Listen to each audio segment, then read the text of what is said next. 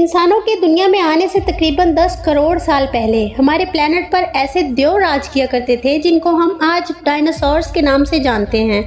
ये डायनासोर्स हमारी दुनिया पर चंद 100 साल या चंद हज़ार साल नहीं बल्कि पूरे 18 करोड़ सालों तक इस दुनिया पर राज करते रहे।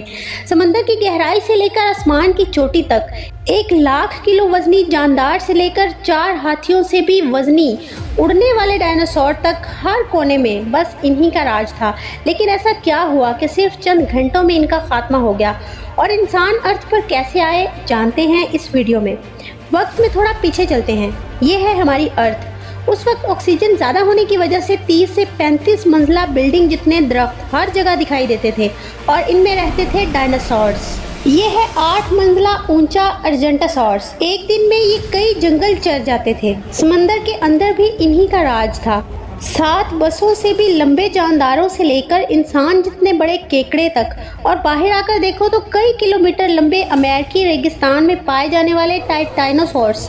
ये 20 हाथियों जितना वजनी और 8 मंजिल से भी ऊंचे ये जानदार आज बच्चे पैदा करने के लिए इकट्ठे हुए हैं। दुनिया के हर कोने से डायनासोर्स की आवाज़ें गूंज रही थीं, लेकिन इन्हें क्या पता था कि आज इनका खात्मा होने वाला है। दरअसल हमारे सोलर सिस्टम में जुपिटर और मार्स के दरमियान बहुत से एस्ट्रॉयड भी हमारे सूरज का चक्कर लगा रहे हैं। आज से 10 करोड़ साल पहले इन्हीं में से 2 एस्ट्रॉयड का टकराव हुआ और उसका एक टुकड़ा तेज़ी से अर्थ की तरफ बढ़ा।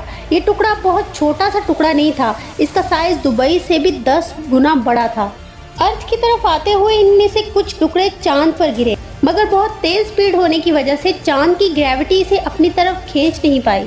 अर्थ के करीब आते ही इन्वायरमेंट के घिसाव ने इसे जलाना शुरू कर दिया और ये 80,000 किलोमीटर पर घंटा की रफ्तार से अर्थ से टकराया। टकराने से 4 मिनट पहले पूरी अर्थ पर तेज रोशनी छा गई। इसकी चमक को देखकर नजदीकी जानवर अंधे हो चुके थे। गिरने से पहले ही वहां का पानी सूख गया। इससे निकल रही 6000 डिग्री सेल्सियस की गर्मी ने पास के जानवरों को फौरन भाप बनाकर उड़ा दिया। 150 किलोमीटर के दायरे में आग ही आग नजर आ रही थी और ये आग आउटर स्पेस तक पहुंच चुकी थी। अभी तो सिर्फ 5 सेकंड ही हुए हैं। इससे पैदा होने वाली झटके की लहर 550 किलोमीटर पर सेकंड की रफ्तार से आगे बढ़ी।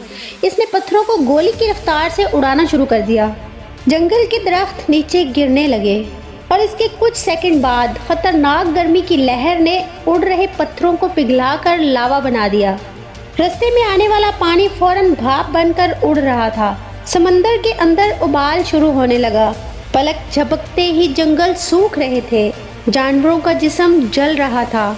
टकराव से हजारों टन मलबा स्पेस तक जा पहुंचा था, जो अर्थ की कशिश की वजह से अर्थ के चारों तरफ फैलकर अर्थ पर गिरने लगा।